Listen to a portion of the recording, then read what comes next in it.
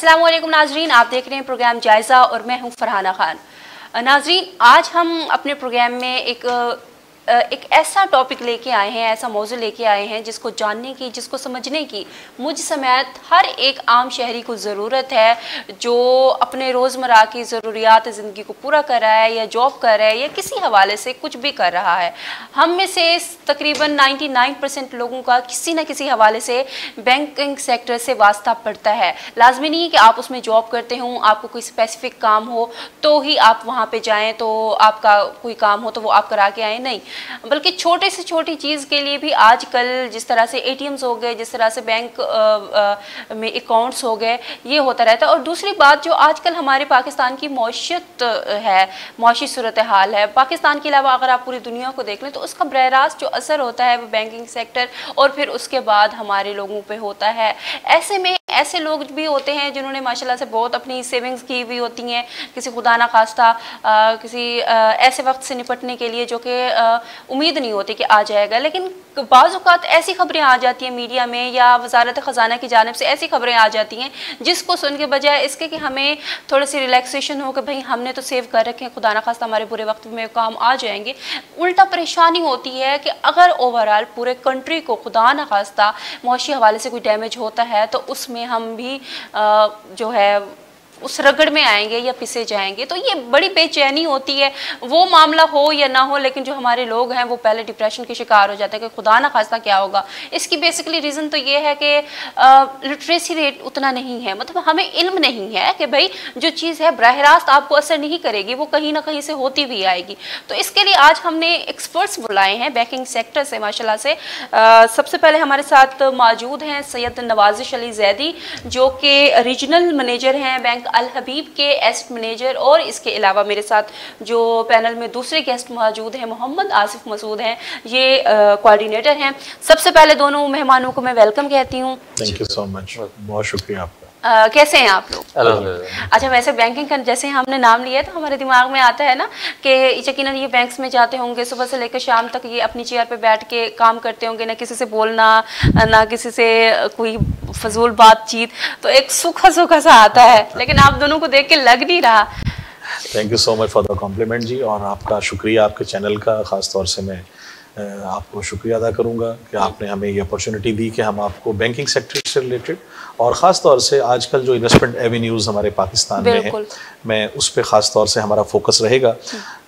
जैसा कि आपने अपने इंट्रोडक्शन में भी बताया कि हमारे यहाँ क्योंकि पाकिस्तान में इकॉनमी जो है वो इस वक्त बहुत ज़्यादा क्राइसिस में हम लोग गुजर रहे हैं, और ज़ाहिर है रही है, अब से नहीं, क्योंकि हमारी अनफॉर्चुनेटली जो पॉलिसीज़ हैं, जो पॉलिसी मेकर्स हैं, बेसिकली उस पर जितने भी स्टेक होल्डर्स हैं हमारे इकॉनमी के, हम कभी भी जो पॉलिसी बनाते हैं, अगर हम तमाम स्टेक होल्डर्स को साथ लेके चलें और उनको अपनी अपनी जगह पे जो हमारे एक्सपर्ट लोग हैं उनको हम इंडस्ट्री के लोगों को साथ लेके आएँ, और जाहिर है स्टेट बैंक की एक बड़ी जिम्मेदारी है इसके ऊपर, तो मैं नहीं समझता कि हमारी इकोनॉमी को इतना कोई प्रॉब्लम हो सकता है। अनफॉर्चुनेटली देखिए, religious unrest, political unrest Pakistan में रहा है, लेकिन उसके बावजूद हमारी स्टॉक एक्सचेंजेस आप देखिए कि 53-54,000 के इंडेक्स को टच कर रही हैं।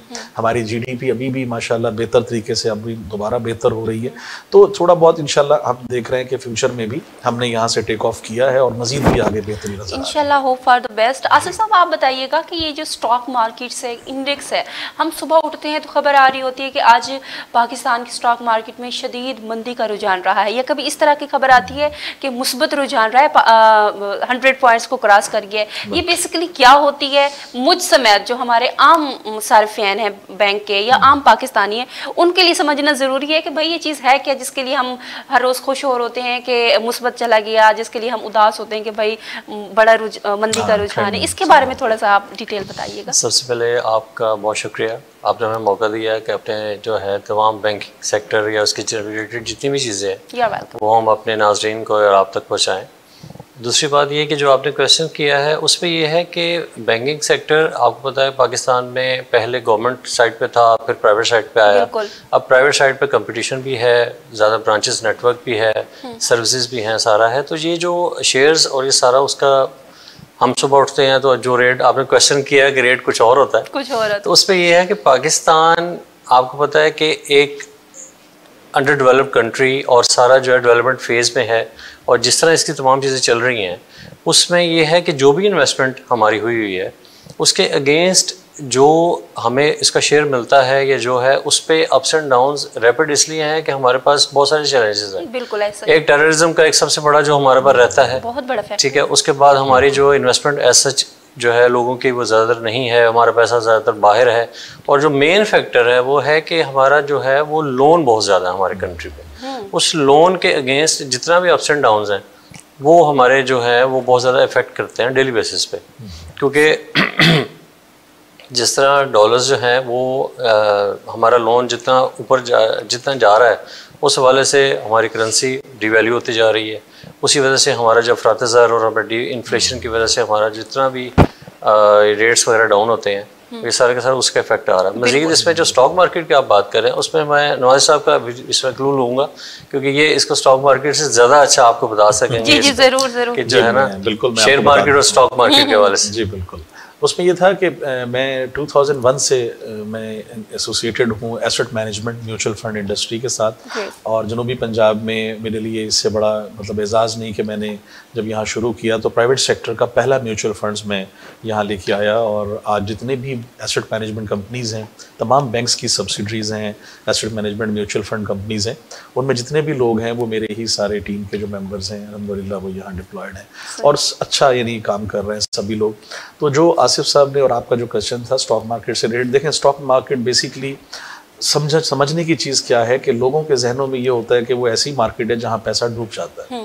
नॉर्मली अगर आप डूबेगा इसलिए कि जब आप किसी भी जगह पे जा रहे हैं, तो मैं इसकी मिसाल देता हूँ कि आप ट्रैवल कर रहे हैं लाहौर, कराची, इस्लामाबाद के लिए, आप पहले अपना वाया डिसाइड करते हैं कि रूट कौन सा है, कैसे जाएंगे आप, कैसे जाना है, उसके लिए पूरा आप अपना पूरा जो है वो बैग तैयार करते हैं, टिकट लेते हैं, डेस्टिनेशन कौन सा होगा, फिर उसके बाद जो आपके पास पैसे हैं उसको आप 2-3 जगह पे डाइवर्सिफाई करते हैं, कुछ वॉलेट में रख लिए हैं, कुछ आपने बैग में, तो क्या अगर वॉलेट गिर जाता है तो कम से कम बाकी जगहों से पैसा सेफ है। जब हम इतनी प्लानिंग करके चलते हैं तो जब हम फाइनेंशियल मार्केट में जाते हैं हमारी कोई प्लानिंग नहीं होती, कहीं पढ़ाया नहीं जाता, किसी जगह पे समझाया नहीं जाता, तो हम बिला खौफ खतर कूद पड़ते हैं कि जी यहाँ तो डबल हो जाएगा। बेसिकली इसके रीजन ये है कि हमारे पास इसके मुतालिक इल्म नहीं है ना, और कोई बताने को तैयार भी नहीं होता। मैं बताता हूँ उसके लिए क्या है कि आपको प्रॉपर गाइडेंस चाहिए। आप किसी भी फाइनेंशियल मार्केट के अंदर जा रहे हैं तो आपको पहले उसकी नो हाउ हो। सबसे पहले ये देखें कि आपका प्रिंसिपल अमाउंट सिक्योर्ड है या नहीं।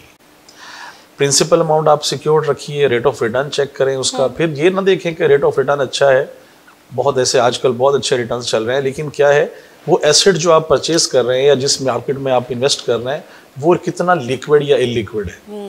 पैसा आज आपको जरूरत पड़ती है पैसे की वापस, तो क्या आपका प्रिंसिपल अमाउंट वापस आ सकता है या नहीं आ सकता। बेसिकली उसको सेफ रखना, ठीक है। तो अब क्या है कि उसको डाइवर्सिफाई करें।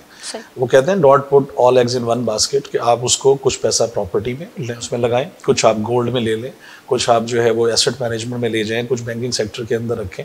तो उसको डाइवर्सिफाई करें। जितना पैसे को आप डाइवर्सिफाई करेंगे आपका रिस्क उतना ही कम से कम हो जाएगा। तो higher the risk higher the returns, minimise the risk minimise the returns. तो इसके ऊपर जब आप लेके चलेंगे। और दूसरा, म्यूचुअल फंड्स क्यों बनाए जाते हैं, वो इसीलिए बनाए जाते हैं कि जब आपको ये सारा इल्म नहीं है, आपके पास ये एक्सपर्टीज़ नहीं है, तो जो एक्सपर्टीज़ जानते हैं, एसेट मैनेजमेंट के फंड मैनेजर्स हैं, जो इसके प्लेयर्स हैं, आप उनके बिहाफ पे एक indirectly gateway to stock exchange आप दाखिल हों। उनके पास 2 किस्म के पोर्टफोलियोज हैं। एक इसमें है प्रिंसिपल सिक्योर्ड फंड और एक है जिसमें रिस्क आपका जो है रिस्क एंड रिवॉर्ड दोनों मौजूद है। तो आप ये देखें कि आपने अपने रिस्क को किस हद तक डाइवर्सिफाई करना है।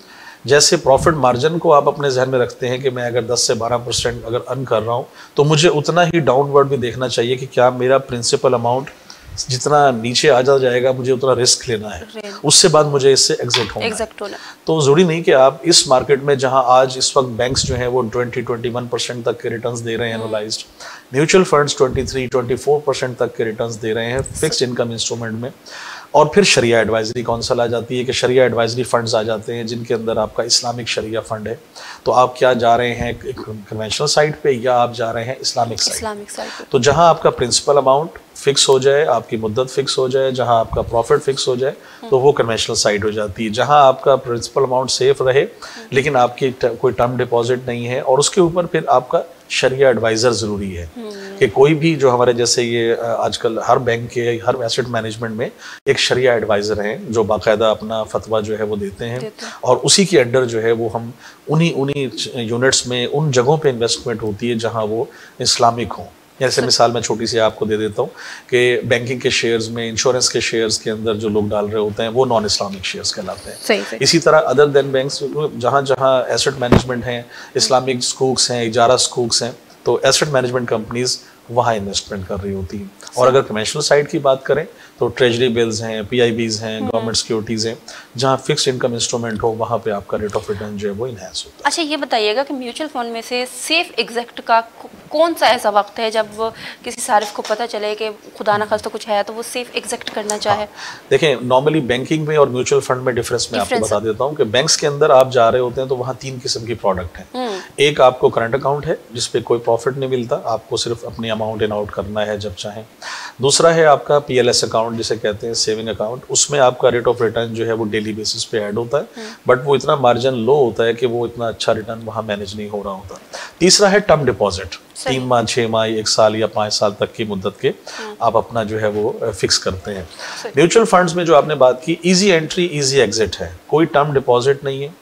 आप आज इन्वेस्ट करें, आपको 3 दिन बाद पैसे की जरूरत पड़ गई, 3 दिन का प्रॉफिट लें और अपना प्रिंसिपल अमाउंट विड्रॉ कर लें। कोई इसमें चार्जेस नहीं है, कोई इस पर चार्ज लोड वगैरह, front end load, back and load नहीं है। कम से कम मैं अगर अपने बैंक की बात करूं तो हमारे यहाँ ये बेनिफिट है कि हमारा म्यूचुअल फंड जो है वो आपको एक ऐसी इन्वेस्टमेंट प्रोवाइड कर रहा है कि आप मिनिमम 1000 रुपीज़ से भी अपनी सेविंग रख सकती हैं। ख़ासतौर से जैसे हाउस होल्ड हैं, ख़वातीन कमेटी डालती हैं, तो उससे बेहतर है कि वो अपनी सेविंग जो है वो म्यूचुअल फंड्स में प्रिंसिपल सिक्योर्ड फंड में आए। सही। शरिया एडवाइजरी भी मौजूद है, इस्लामिक फंड भी है और कन्वेंशनल साइड भी मौजूद है। आज रखिए, 10 दिन बाद निकाल लें, 15 दिन रखें, महीना रखें, it's up to your choice. ये तो बहुत अच्छी बात है। अच्छा आसिफ साहब, आप बताइएगा कि कुछ पॉलिसीज को लेके आजकल बड़ा होता है, आप किसी भी बैंक में जाओ, आपने कोई ट्रांजैक्शन लेनी है या कोई और काम हो तो पॉलिसीज वाले कुछ स्पेसिफिक बैठे होते हैं, आपने आई थिंक कोऑर्डिनेटर ही होते हैं जो मजबूर कर देते हैं कि आपने ये पॉलिसी लेनी है तो लेनी है। अगर आप वहीं से आ जाते हैं तो आपको कॉल्स आती हैं, आपको मैसेजेस आती हैं, ये इसका क्या प्रोसेस होता है और पॉलिसी बेसिकली ली किस लिए जाती है, आप ऑफर क्यों करते हैं, और अगर सारिफ कोई लेना चाहते हैं तो उसके लिए क्या बेनिफिट्स हो सकते हैं? देखिए, ये पॉलिसीज जो हैं ये लाइफ इंश्योरेंस क्या, जी बिल्कुल, मैं लाइफ इंश्योरेंस की और ओवरऑल भी बात हो रही है। जी इसमें एक्चुअली ये है बैंक इंश्योरेंस। ये इस पे एक प्रोडक्ट है जो कि इंश्योरेंस कंपनीज मुख्तलिफ जो हैं वो लाइफ इंश्योरेंस के हवाले से बैंक्स के साथ डील करती हैं कि बैंक्स के जितने भी कस्टमर्स हैं, अकाउंट होल्डर्स हैं, उनको ये ऑफ़र की जाती है कि आप अपने इनकम के हवाले से, अपने सेविंग के हवाले से आप कुछ ऐसे प्लान्स ले लीजिए जो कि आपकी लाइफ इंश्योरेंस के हवाले से आपकी फैमिली में बेनिफिशियल हो। लेकिन उसमें जो है वो बात यहाँ ये आ जाती है कि किसी का सोर्स ऑफ इनकम कम है, किसी का ज़्यादा है, उस पर कुछ लोग इस पर बैंक इंश्योरेंस में गाइड करने के हवाले से कुछ नेगेटिव चीज़ें आ जाती हैं, जो कि आजकल काफ़ी ज़्यादा जो एक सिनेरियो मार्केट में चल भी रहा है और कुछ बैंक्स के इसमें हवाले से काफ़ी एक सीरियस सिचुएशंस भी हैं जी। लेकिन ओवरऑल ये प्रोडक्ट अच्छी है, बेहतर है, लोगों के बेनिफिट्स के लिए है। अब इसमें जो बात आ जाती है कि लोग जो है उनके भले चाहिए या नहीं चाहिए, तो वो एक बैंक टू बैंक वेरी करती है चीज़ें। एक्चुअली ये मिलते हैं इनको सारों को सारे टारगेट्स, सही ठीक है, टारगेट्स इम्पोज किए जाते हैं, जिसकी वजह से अब जाहिर है एक बैंक वाला जो भी एक चीज़ प्रोवाइड करवा रहा है उसमें वो उन्होंने वो टारगेट तो अचीव करना है ना, जी एग्जैक्टली। अब उसमें उसके इनकम है या नहीं है या उसको बेयर कर सकता है, उसका कोई इशू नहीं है, वो टारगेट है वो अपना अचीव करे, बट इसमें सारिफ के लिए क्या फायदा है और इसमें बैंक के लिए क्या फायदा है ओवरऑल, ये मैं पूछना चाह रही हूँ। इसमें बैंक के लिए जो इंटरनल हमारी जो एंट्रीज या इसमें जो भी बेनिफिशियल चीज़ है वो ये है कि इसमें बैंक की इनकम है, ठीक है। एक तो ये कि बैंक के जो कस्टमर्स हैं जो कि बाहर किसी ऐसे वॉकिंग या बाहर कंपनीज किसी को इंश्योरेंस करवानी है तो वो वहाँ जाके उसकी डॉक्यूमेंटेशन या वो करवाते हैं। कस्टमर्स के लिए बेनिफिट्स के वाले से जो आपने पूछ रहे हैं वो ये है कि आप 1 विंडो ऑपरेशन है, आप उसी बैंक में अकाउंट चला रहे हैं, उसी बैंक में ही आप वहीं से उनका लाइफ प्लान ले लें, ठीक है, उसका जो भी पेमेंट्स करनी है आप वहीं से कर सकते हैं। सही। जितनी भी डॉक्यूमेंट्स हैं आपको बैंक के अंदर से मिल जाएंगी, बैंक में ही आपने जो भी क्यूरी करनी है, जो भी आपने आफ्टर पॉलिसी जो एक चलती हैं चीज़ें, उसमें अमेंडमेंट्स हैं, उसमें प्रीमियम को बढ़ाना है, कम करना, कुछ भी है, तो सारे आप बैंक के पैनल पे बैंक से आप करवा सकते हैं। ये बेनिफिट है कस्टमर के लिए। ये तो यकीनन है कि एक ही जगह से आपके सारे काम हो रहे हैं, कहीं और नहीं जाना पड़ रहा। एग्जैक्टली, क्योंकि इसमें आप कुछ कंपनीज ऐसी हैं, आपको पता है कि जो बैंक के साथ डील नहीं करती। अब कस्टमर्स ने, अब मिसाल के तौर पे एक साहब गए, जाके उन्होंने किसी ऑफिस में देख लिया, प्रीमियम करवा दिया, इंश्योरेंस चल पड़ी, अब 6 माह साल बाद उनको कोई भी डॉक्यूमेंट्स या कोई भी चीज़ें उन्होंने अपडेट करवानी है, कुछ भी है, तो वो उन साहब को ढूंढ रहे हैं, तो पता चला कि ऑफिस चेंज हो गया, वो साहब का नंबर भी बंद है, सब कुछ बस साहब जो है गायब है। तो उस सिलसिले में इस तरह बैंक के लिए जो एक बेनिफिट है, ठीक है, कस्टमर के लिए बेनिफिट है कि कस्टमर को पता है कि मैं इस बैंक पे, बैंक तो जाहिर है जो है वो सारे के सारे जो है वो अकाउंट्स भी चल रहे हैं, सारा चल रहा है, तो ये इस हवाले से कस्टमर्स के लिए गुड है कि जो है ना। बाकी जो रिटर्न्स के हवाले से सारा है वो तो एक नेचुरल चलती हैं, जो भी एक अप्स एंड डाउन चलते हैं, उस हवाले से ये। अच्छा, मेरा आपसे सवाल है जैदी साहब, वो ये कि आजकल जैसे जिस तरह से मार्केट की सूरत हाल है वो हम सबके सामने है, कभी अप्स हैं कभी डाउन है, खासतौर पे पिछले चंद सालों से पाकिस्तान की जो माशी सूरत हाल है वो तो दिन ब दिन अबतर होती जा रही है। ओवरऑल उसका जिम्मेदार ठहराया जाता है कि भाई इंटर बैंक जो है वो लिंक करती है आपकी ओवरऑल मौशत के हवाले से। अगर बाहर के मुल्कों में पेट्रोल की कीमतें बढ़ रही हैं, तेल की बढ़ रही हैं, डॉलर के भाव बढ़ रहे हैं, तो ऑटोमेटिकली हम पे भी उसका इफेक्ट होता है। अब यहाँ सवाल ये पैदा होता है कि पाकिस्तान कब तक बाहर देखता रहेगा, कब तक हमारे बैंकिंग सेक्टर या हमारी मौशत या हमारे जो एक मिनिस्ट्री है खजाना की, वो कब तक कोई ऐसी पॉलिसी डेवलप करेंगे जब हमें बाहर देखने की जरूरत नहीं पड़ेगी, और ना हमारे दिमाग में ये सवाल आएगा कि भाई पाकिस्तान खुद के पैसे इतना क्यों नहीं छापता कि हम डॉलर की तरफ देखें। मैं उसको थोड़ा सा मैं मजीद इससे पीछे आपको ले जाता हूँ। देखिए, हमारे यहाँ बेसिकली सेविंग और इन्वेस्टमेंट, इसको एक ही ज़मरे में लिया जाता है। Saving is a different thing, investment is entirely different. लेकिन हम आजकल सेविंग इसलिए करते हैं, इन्वेस्टमेंट इसलिए करते हैं कि हम कल को सोचते हैं कि ये तो हमारी सेविंग हुई पड़ी है, हमारे रेनी डेज के लिए ये काम आता है। अनफॉर्चुनेटली पाकिस्तान में नेशनल सेविंग स्कीम्स जो है, कौमी बचत जिसे उर्दू में कहा जाता है, तो आप देखिए ट्रिलियंस ऑफ रुपीस वहाँ डला हुआ है, और सिंगल एंट्री सिस्टम है, कोई डबल एंट्री सिस्टम नहीं आज तक आपको नजर आया, उसकी कोई बैलेंस शीट नजर आई हो कि उसने कितना है। यानी वो एक इस तरह है कि लोग आते हैं, नेशनल सेविंग में पैसा लगा दिया, उसके बाद गवर्नमेंट ने लिया और नए नोट छाप के आपको पैसा मार्केट में आ गया, इन्फ्लेशन उससे बढ़ती जा रही है। अगर वही पैसा बिजनेस में आए तो लोग बिजनेस में लेके आएंगे, इकोनॉमी का बेहतरी होगी, सर्कल में पैसा आएगा, और उससे क्या होगा, 3-4 चीज़ें खत्म होगी। एक तो पॉवर्टी एलिमिनेशन होगी, यानी जो ये गुर्बत है इसके खात्मे के लिए जब बहुत से लोग डिप्लॉय होंगे इंडस्ट्री में, तो आपकी जो रोज़गार मिलेगा, तो उससे आपकी इकोनॉमी बेहतर होगी। और फिर मैं अगर पैसा बैंक में रख के मुझे 23-24% का रिटर्न मिल रहा है, मैं क्यों इंडस्ट्री लगाऊंगा, मैं क्यों रिस्क लूंगा बहुत बड़ा जाके।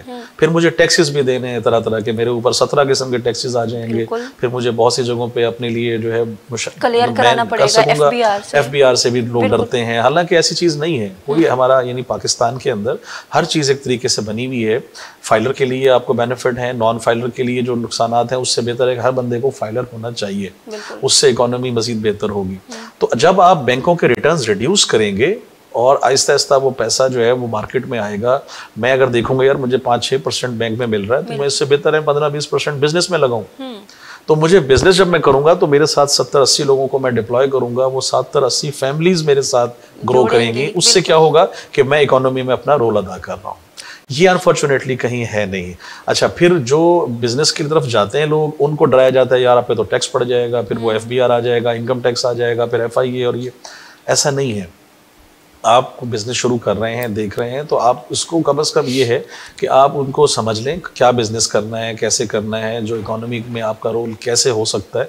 और मैं समझता हूँ कि टैक्स तो हर पाकिस्तानी दे रहा है, इनडायरेक्टली भी दे रहा है, डायरेक्टली भी दे रहा है। अब पिछले मैं FBR का फिगर देख रहा था कि 4-5 लाख लोग जो हैं वो नए टैक्स पेयर इकोनॉमी में नए आए हैं पिछले 2 से 3 सालों के दौरान। तो ये बढ़ेगी तादाद, कम नहीं है। लेकिन जो स्टॉक एक्सचेंज के अंदर डीलिस्ट हो रही हैं कंपनीज, जो पाकिस्तान के अंदर से बिजनेस वाइंड अप हो रहे हैं, इंटरनेशनल मार्केट के जो लोग हैं वो पाकिस्तान में इसलिए नहीं आते कि यहाँ पे आपको टैक्स हॉलीडेज नहीं मिलती। यहाँ टैक्स के ऊपर आपको एग्जेम्पशंस मिलें, फॉरेन इन्वेस्टर्स पाकिस्तान में आए, यहाँ रोड शोज हों, यहाँ प्राइवेटाइजेशन हो, तो फिर आपकी इकोनॉमी जो है वो बाहर जाएगी। यहाँ पाकिस्तान के अंदर क्या है, अब देख लिए नेशनल हमारा जितने भी हैं, PIA है, स्टील मिल है, या जितने भी हमारे ऐसे इदारे हैं, वो दिन ब दिन गवर्नमेंट उसको बोरो कर करके, उसको भर भर के उसके नुकसानात, तो हम एक आखिर देखिए एक इकोनॉमी का एक लेवल है, एक हमारा ये टैक्स हम देंगे तो हम गवर्नमेंट के जो मामलात हैं वो चलाएगी गवर्नमेंट हमारी। तो हम अगर टैक्स इनडायरेक्टली नहीं दे रहे, डायरेक्टली तो आप जो दे रहे हैं उन्हीं पे इम्पोज किए जा रहे हैं टैक्सेस। तो आप नए टैक्स पेयर्स जो हैं वो जनरेट करें, आप नए उन लोगों को लेके आए सर्कल के अंदर, उन्हें वो उनको कॉन्फिडेंस दें कि भाई आप चलाएं, 5 साल तक आपसे टैक्स नहीं लिया जाएगा, या 1% 2% आपसे टैक्स लिया जाएगा। आप देखें इकोनॉमी आपकी बेहतर होगी। सही। रोड शोज बनाएं, आप अपने मार्केटिंग हेड्स बनाएं, जहां इदारे हैं गवर्नमेंट के, प्राइवेट सेक्टर के लोग मिल के एक प्राइवेट और गवर्नमेंट का एक पार्टनरशिप हो, जिसमें गवर्नमेंट आपको ओन करे और प्राइवेट इदारे जितने भी हैं, प्राइवेट सेक्टर के जो इंडस्ट्रीज हैं, वो आप अपने आप को प्रोटेक्शन के अंदर। लेकिन अनफॉर्चुनेटली अब ऐसा नहीं हो रहा ना, प्राइवेट इदारे खुद को सिक्योर करने में लगे हुए हैं और वो किसी न किसी हद तक सिक्योर ही है। जब आपने PIA की बात की या दूसरे इदारों की बात की, PIA तो इतना दिवाली हो चुका है कि उसकी निजकारी की बातें हो रही हैं, या तो उस तरह का ग्राउंड बनाया जा रहा है कि इसको बेच दिया जाए किसी न किसी हवाले से, जो एक नुकसान में जा रही है हुकूमत, उसको खत्म किया। देखिए ये परसेप्शन गलत है कि जी उसको नुकसान वो आ जाएगा, या देखें कहीं भी दुनिया में गवर्नमेंट का काम नहीं है कि वो जो है वो बिजनेस करे। गवर्नमेंट का काम है रूल करना, टैक्सेस इकट्ठे करना, इकोनॉमी को स्ट्रॉन्ग करना। जो बिजनेस है वो प्राइवेट सेक्टर ही करता है। पाकिस्तान में अनफॉर्चुनेटली क्या है कि हमारे यहाँ जब भी कोई गवर्नमेंट आती है, चीज़ें आती हैं, उनके रिफॉर्म्स किसी की, यानी मैं ये नहीं कह रहा कि कोई ये कहे कि जी हम गलत कर रहे हैं, हर गवर्नमेंट की ये ख्वाहिश है कि वो अच्छे से अच्छा काम करे, अपना नाम पैदा करें और पाकिस्तान को आगे लेके जाएं। लेकिन क्या होता है कि दरमियान में जो हर्डल्स आती हैं वो फिर बहुत से फैक्टर्स कंबाइन हो जाते हैं। बिल्कुल ऐसे, पॉलिटिकल है, रिलीजियस है, फिर और मामलात हैं, चीज़ें। तो ये अब जैसे इकोनॉमी हमारी बहुत अच्छी बूस्ट हो रही थी, कोविड आ गया। अनफॉर्चुनेटली उसने दुनिया को सफ़र किया, हम पाकिस्तान, लेकिन इस हवाले से IMF की रिपोर्ट है, बाकी जगहों की, कि हमने बहुत अच्छा उसके अंदर परफॉर्म किया और हम आगे चले, सर्वाइव किया। कोई बैंक आपका डिफॉल्ट नहीं हुआ, आप ये देखें। तो ये क्यों नहीं हो रहा? क्योंकि पाकिस्तान में एक तो स्प्रेड ज़्यादा है। वर्ल्ड में कहीं भी आप चले जाएं, आप अगर बोरो करने जा रहे हैं बैंक से तो आपका स्प्रेड है 2%, और अगर आप उसमें इन्वेस्टमेंट करने जा रहे हैं बैंक के अंदर तो उसका रिटर्न है 1%। तो there is a 1% difference between lending and investment. हमारे यहाँ क्या है, अब देखिए 23% तक के रिटर्न्स बढ़ा दिया आपने, 30-35% तक के, मतलब K+5 K+7 तक के आपके जो लोन है वो डिस्बर्समेंट में आएंगे। तो कौन बिजनेसमैन है जो 30-35% टैक्स पे करेगा आपको? बिल्कुल। अच्छा, कोई स्टिल पॉलिसीज भी तो नहीं है ना, पॉलिसीज आए दिन तब्दील होती रहती हैं। अब जो सारिफ है उसको भी समझ नहीं आता कि मैं पहली वाली पे अमल करूं, दूसरी को समझ रहा होता है कि तीसरी नहीं आ जाती है। और गवर्नमेंट्स भी उस तरह से चेंज होती रही हैं। पहले PTI की गवर्नमेंट थी, फिर उसके बाद PDM की आई, अब निगरान है। निगरान मतलब समझने की बात यह है कि आप जो भी पॉलिसीज बना रहे हैं, जो भी हमारी ब्यूरोक्रेसी कुछ भी कर रही है, उसका इंटरेक्टली इफेक्ट होती है अवाम, और उसके बाद बरह रास्त तो मौशत होती ही है, ज़ाहिर सी बात है। ब्रेक लेते हैं, ब्रेक के बाद वापस आएंगे। आसू साहब चूँकि कोऑर्डिनेटर हैं, इनसे हम पूछेंगे कि जो सारिफ हैं वो रोज़मर्रा के अपने जैसे ट्रांजैक्शन होती हैं, उनको प्रॉब्लम हो रही होती हैं, वो उसको कैसे ख़त्म कर सकते हैं, ATM कार्ड बनवाने के लिए कैसे जा सकते हैं, और बैंक अल हबीब कौन कौन सी फैसिलिटीज़ अपने सार्फिन तक पहुँचा रही है। हमारे साथ रहिए।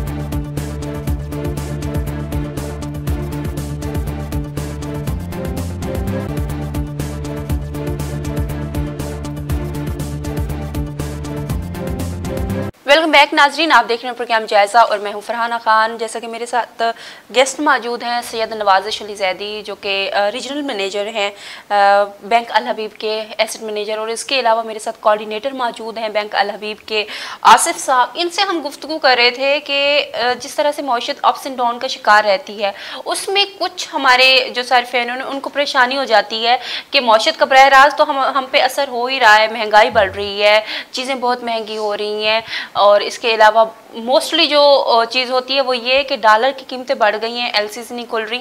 ये तो ऐसे असर हैं जो बरह रास्त पड़ते हैं हमारी इकॉनमी पे, हमारे बिजनेस पे। लेकिन दूसरी ऐसी चीज़ें होती हैं जो हम सोचते हैं कि हमने इन्वेस्टमेंट की हुई है, हमने पैसा रखा हुआ है बैंकों में, ये सोच के हम बड़े रिलैक्स होते हैं कि भाई अगर खुदा ना खास्ता कोई इस तरह की प्रॉब्लम आती है तो हम बुरे वक्त में उन पैसों को निकाल लेंगे और हम यूज़ कर लेंगे। लेकिन पिछले महीने एक खबर चल रही थी कि खुदा ना खास्ता अगर पाकिस्तान मईशत उसकी डाउन होती है या दिवालिया की तरफ जाता है, जिस तरह से खबरें चल रही हैं, तो उसमें ये होगा कि जिन्होंने पैसे रखवाए हुए हैं उनको उसमें से कम परसेंट जो है वो रिटर्न होगा। इस चीज़ को लेके काफ़ी बेचैनी भी हुई, काफ़ी सारे लोगों ने सोचा कि हम पैसे निकलवा लें, अपने पास रख लें, ना उधर महफूज है ना घर में महफूज है, क्योंकि आजकल चोरियाँ बहुत हो रही हैं। तो ये एक बहुत बड़ी बेचैनी थी जो फिजा बनी हुई थी, लेकिन कुछ अरसे बाद उसको ख़त्म कर दिया गया। बैंकों की जानिब से वजाहत आ गई, वजारत ख़जाना की जानिब से वजाहत आ गई हुकूमत की तरफ से। वो चीज़ दरअसल थी क्या, वो किस तरह से अगर खुदा न खास्ता होती तो इफ़ेक्ट करती, वो हम जानते हैं नवाज़िश साहब से। आप बताइए कि वो क्या मामला था जो बैंकों ने ऐलान किया था बाकायदा, जिसको हुकूमत ने डिनाई किया कि नहीं ऐसा नहीं होगा, जिसको लेके आम लोग बड़े परेशान हुए कि हमने तो पैसा रखवाया था बुरे वक्त में काम आने के लिए, लेकिन बुरे वक्त में हमारा ही पैसा जा रहा है। देखिए, सबसे पहले तो ये समझना है एक लेमैन को कि अगर आप किसी भी बैंक में जाके पैसा रख रहे हैं तो उसकी गारंटी क्या है। गारंटी क्या है? बैंक ऐसे नहीं बन जाते, मैं अपना आप या हम अपने बैंक बना लें बैठ के और बैठ सकते हैं, ऐसा नहीं है। हमें सबसे पहले स्टेट बैंक ऑफ पाकिस्तान जो है which is working as umbrella guarantor for all commercial banks in Pakistan, तो जब तक स्टेट बैंक मौजूद है उनका पेड अप कैपिटल रिजर्व जो है हर बैंक का वो उनके पास मौजूद है।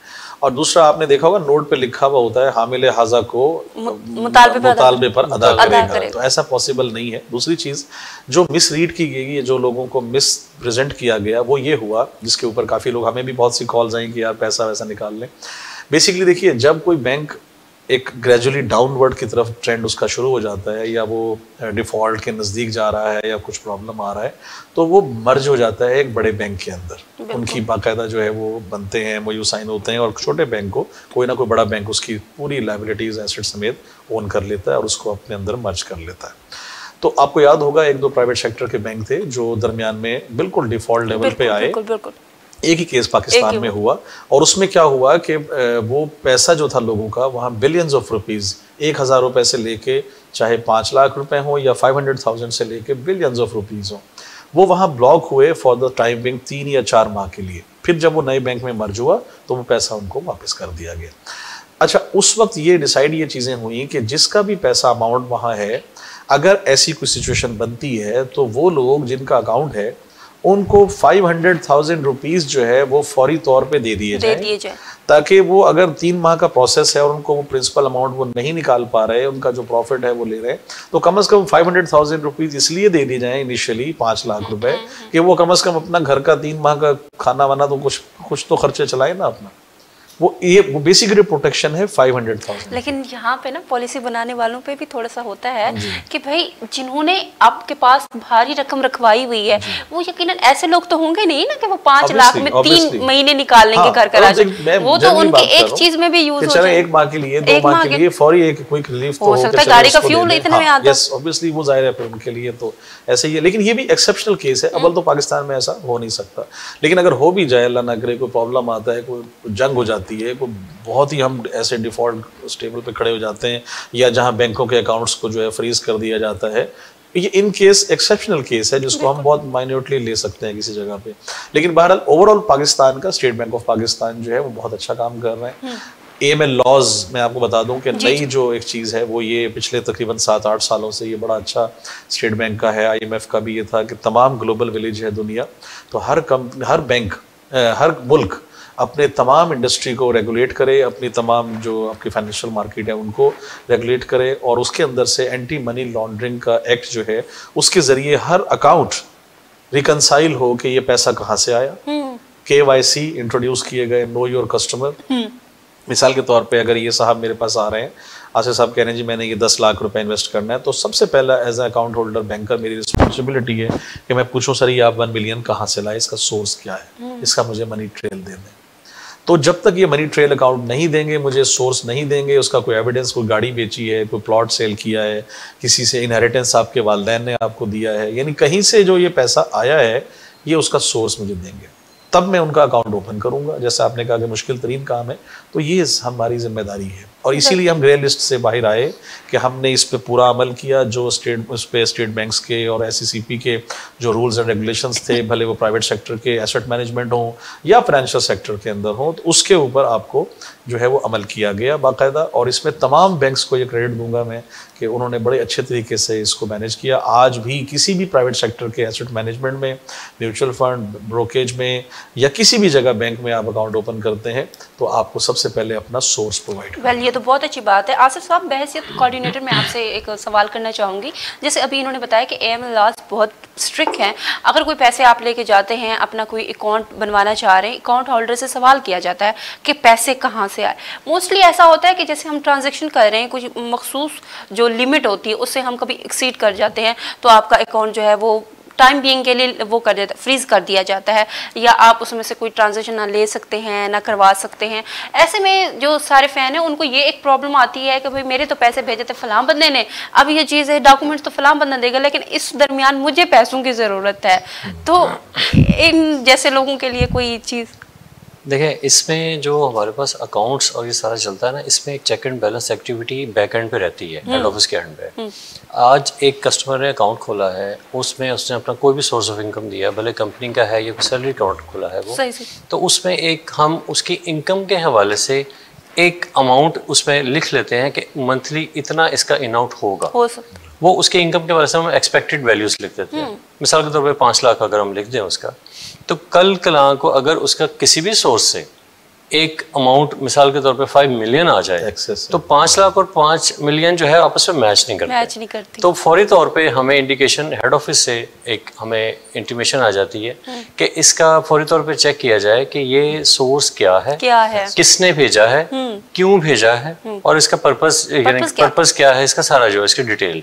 तो ये एक बैकएंड पे इससे कवर हो जाती है चीज़ कि ये कैसा पैसा है, कहाँ से है। और ये AML रिलेटेड जिस तरह नवाज बता रहे थे, ये उसी की ही एक कड़ी है कि हमने चेक एंड बैलेंस हर अकाउंट पे रखा हुआ है। और कंपनी अकाउंट्स में क्योंकि अमाउंट्स आपको पता है वो ज़्यादा होती हैं, तो उस पे ऊपर ये तमाम अकाउंट्स के ऊपर है। सही। जिस तरह ही वो उस अकाउंट से एक्सीड करेगा, ऑटोमेटिकली उस पर इंडिकेशन आ जाएगा। और हमें उसके मुतालिक जितनी भी क्यूरीज हैं वो हम कस्टमर से रेलेवेंट जितने भी डॉक्यूमेंट्स हैं वो सारा हम करके उनको प्रोवाइड करते हैं। और उस पर कस्टमर बाउंड होता है कि वो हमें सेटिस्फाई करे कि ये पैसा ये इस तरह है।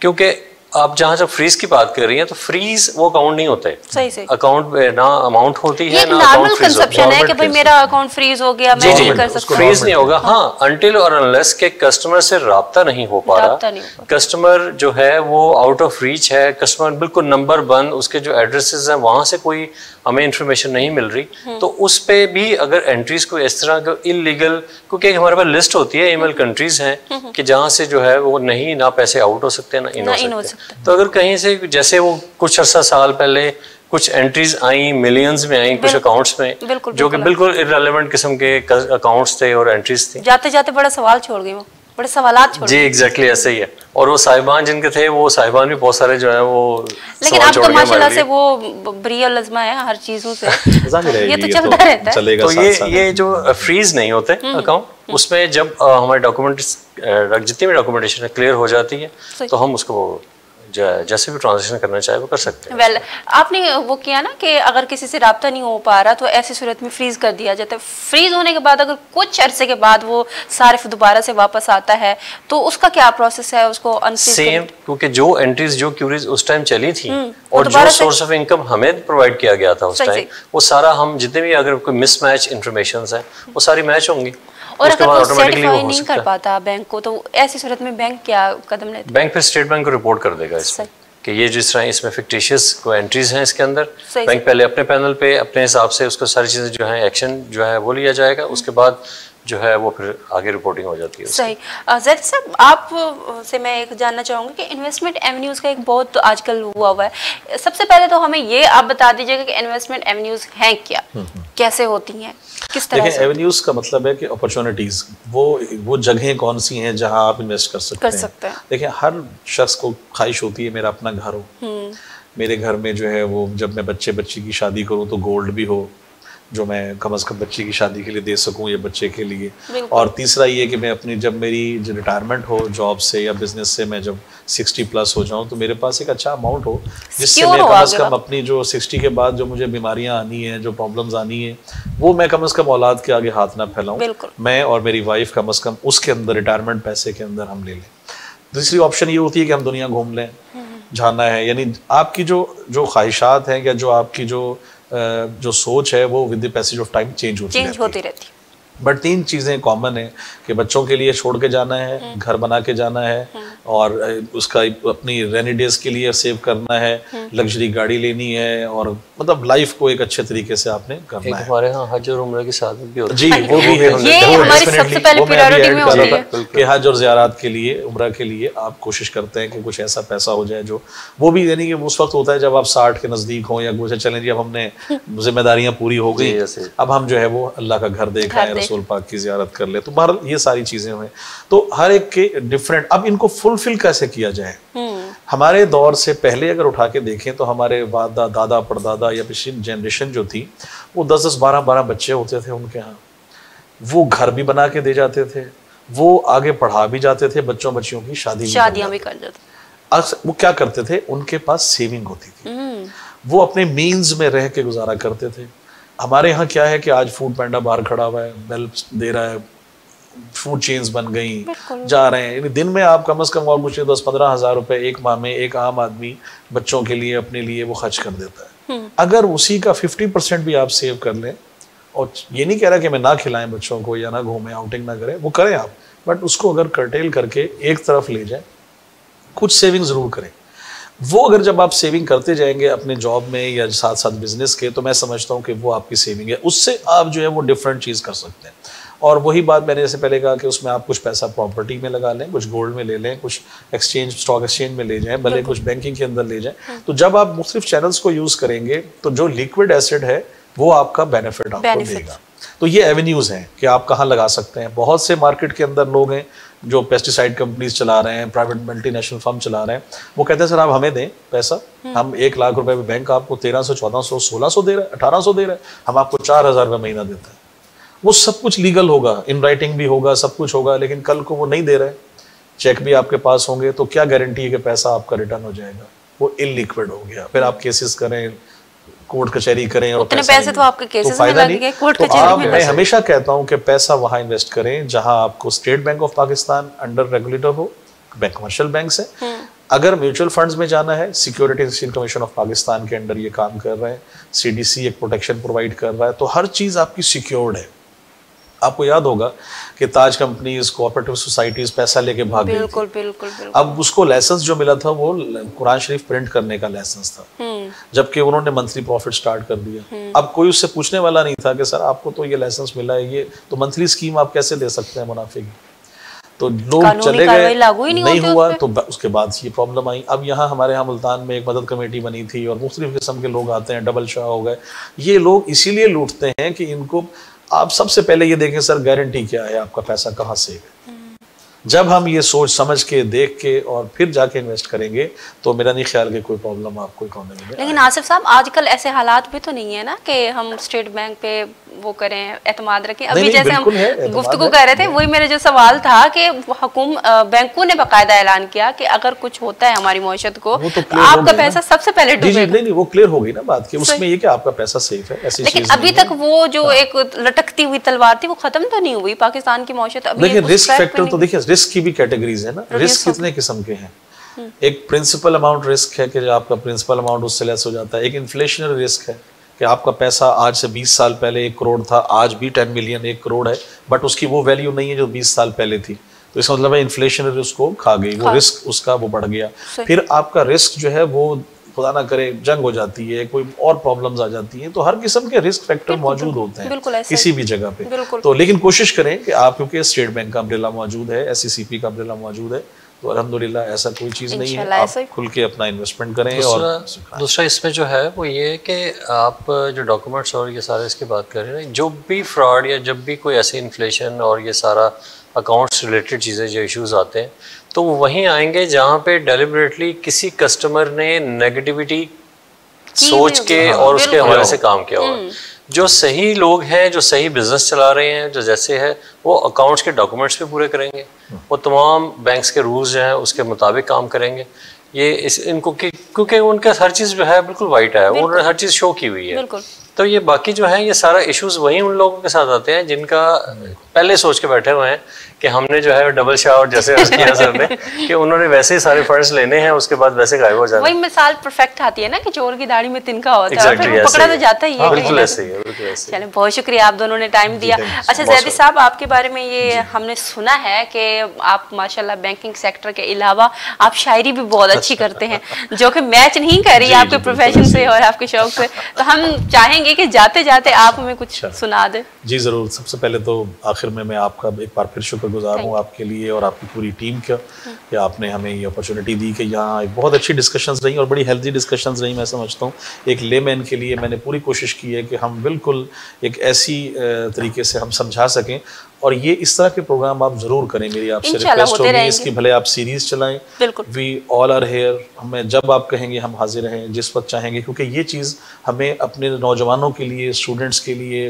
बच्चे बच्चियों के लिए जिनके लिए एज अ करियर बैंकिंग क्या है, वो किस तरह से कर सकती हैं। क्योंकि देखें, कहीं भी आप दुनिया का सोशल मीडिया उठा लें, हमारा इलेक्ट्रॉनिक मीडिया उठा लें, कहीं यूथ के बारे में, इकोनॉमी के बारे में कहीं बात नहीं होती, कहीं नहीं होती। बिल्कुल डिस्कस ये तो हो रहा है कि हम डूब गए, हो गए, लेकिन उसके लिए आप सीईओज को, डायरेक्टर्स को, स्टेट बैंक के लोगों को, कमर्शियल, उनको बुलाएं जो लोग आके उसको तरीके से गाइड करें। अच्छा, हमें ये पता चलता है कि हमारी मौशियत डूब रही है, लेकिन क्यों डूब रही है, कैसे डूब रही है, और इससे हम बाहर कैसे आएंगे, ये हमें नहीं पता होता। वही बात है ना। तो इसके लिए ज़रूरी है कि आप एक्सपर्ट, जितने लोग हैं एक्सपर्ट हैं, जिनकी फील्ड से रिलेटेड, जो अपनी फील्ड में 30-40 साल की जो उनको महारत है, उनको आप बुलाएं, वो यूथ को एड्रेस करें, बजाय इसके कि हम टीवी पे बैठ के सियासती एक दूसरे के साथ कीचड़ उछालने वाली चीज देख के दुनिया क्या देख रही है कि यार तुम्हारे दौर में मौशियत खराब हुई, तुम्हारे दौर में, दूसरे पे इल्जाम लगा रहे हैं। आप उसकी रेमेडीज करें। आज चले, जो कुछ हो गया यहाँ से टेक ऑफ तो करें, आगे चलें। देखिए, लेकिन तो बस इस पे तैयार ही नहीं है ना चलने के लिए। पिछला हिसाब अभी हमारा क्लियर ही नहीं हुआ। चले, ये एक अलग बहस है। बहरहाल आपका शुक्रिया। मैं आखिर में क्योंकि ज़ाहिर देखिए, बाकी ये एक बड़ा मुश्किल कॉन्ट्रडिक्शन है कि एक बैंकर के लिए और ख़ुसूसन या इन्वेस्टमेंट बैंकर के लिए साथ शायरी होना, लेकिन मैं ये समझता हूँ कि हर बैंकर अंदर से दुखी है और वो शायरी जरूर करता होगा। अच्छा, बैंकर से ज्यादा दुखी कोई नहीं हो सकता। हम तो खबरें सुन रहे होते हैं, लेकिन बैंकर उसको फील कर रहा होता है, उसको महसूस कर रहा होता है कि हाँ रिस्क है, कम है, कितना है। जी, बहरहाल ये तो और लाइटर साइड मैंने वैसे कह दिया। लेकिन क्योंकि देखें, जो शायर होता है उसके बारे में कहा जाता है कि वो बहुत सेंसिटिव होता है, हसास होता है, और चीज़ों को बड़ी क्रिटिकली और बड़ा क्लोज निगाहों से जो है वो मॉनिटरिंग उनकी चल रही होती है। तो बहरहाल उसी पे मैं आपको 3-4 अशार है वो सुना देता हूँ, ताकि एक प्रोग्राम में ये भी हो जाए और बिल्कुल ही खुश प्रोग्राम ना लगे लोगों के साथ हो जाए। नहीं, माशाल्लाह बहुत इन्फॉर्मेटिव था। आप दोनों ने बड़ी इन्फॉर्मेशन दी जो हम जानना चाह रहे थे, जो हमारे आम लोग जानना चाह रहे। ये ज़माना, यूँ समझ लीजिए यूथ एज की दौर की बातें हैं। तो खैर इस एज में तो कहते हैं ये अच्छा नहीं लगता, लेकिन बहरहाल सुना देता हूँ। जी जरूर। शेर देखिएगा कि क्या खूब है इंसान की तकदीर यहाँ पर, क्या खूब है इंसान की तकदीर यहाँ पर, हर शख्स है पहने हुए जंजीर यहाँ पर। वाह, बहुत शुक्रिया। क्या खूब है इंसान की तकदीर यहाँ पर, हर शख्स है पहने हुए जंजीर यहाँ पर, और देखे हैं बहुत ख्वाब हर एक आंख ने, लेकिन देखे हैं बहुत ख्वाब हर एक आंख ने, लेकिन सच होगी ना हर ख्वाब की ताबीर यहाँ पर। वाह वाह, सच होगी ना, थैंक यू सो मच, सच होगी ना हर ख्वाब की ताबीर यहाँ पर। और शेर आप सब सुनने और देखने वालों की नजर कर रहा हूँ कि हर शख्स का कातिल नजर आया, हर शख्स ही हर शख्स का कातिल नजर आया, तकसीम हुई जब कहीं जागीर का। वाह वाह, ये आपने हर एक बंदे के जो जज्बात होते हैं उसकी आकाशी कर दी। शायरी भी है और इकोनॉमी के मुतालिक भी। बिल्कुल। हर शख्स का कातिल नजर आया, तकसीम हुई जब कहीं जागीर यहाँ पर। और शेर देखिएगा, मुझे खुद बड़ा पसंद है ये शेर, और जहाँ जहाँ मैंने पढ़ा है बड़ी सबने पजीराई फरमाई है कि आदम का पिसर दुख्तरे हव्वा का खरीदार, आदम का पिसर दुख्तरे हव्वा का खरीदार, रौंदी गई हर गाम पे तौकीर यहाँ पर, आदम का पिसर दुख्तरे हव्वा का खरीदार, रौंदी गई हर गाम पे तौकीर यहाँ पर। और मख्तार्स कर रहा हूँ कि भूलेगा नवाजिश न कभी शाम का मंजर, भूलेगा नवाजिश न कभी शाम का मंजर, बेपर्दा हुई वारिसे तत्हीर यहाँ पर, हर शख्स है पहने हुए जंजीर यहाँ। बहुत थैंक यू सो मच। कहाँ से शुरू हुए, कहाँ, माशाल्लाह बहुत ही खूब। आपके जो अल्फाज हैं वो हम सबके जज्बात की अक्कासी कर रहे हैं, किसी भी हवाले से उसको देख लें। बहुत शुक्रिया आप दोनों का तशरीफ़ लाए, हमें इतनी अच्छी अच्छी इन्फॉर्मेशन दी। और जैदी साहब आपने हमें खूबसूरत शायरी से जो एक माहौल था वो खुश्क सा, उसको लाइटन अप कर दिया। नाजरीन, यहाँ मैं आपसे इजाज़त चाहूँगी अपने मेहमानों के साथ। यकीनन आप लोगों ने भी वो तमाम इन्फॉर्मेशन जानी होंगी जो आप जानना चाहते हैं बैंकिंग से रिलेटेड, और ख़ास तौर पर यह है कि हामले हज़ा वक्त मुतालबे पे क्यों अदा करेगा, जो एक तरह की स्टेटमेंट होती है ना कि ये क्यों लिखा हुआ होता है, ये तो यकीनन आपने जान लिया होगा। मुझे मेरे मेहमानों समेत इजाज़त दीजिए, अपना ख्याल रखिए, अल्लाह हाफिज़।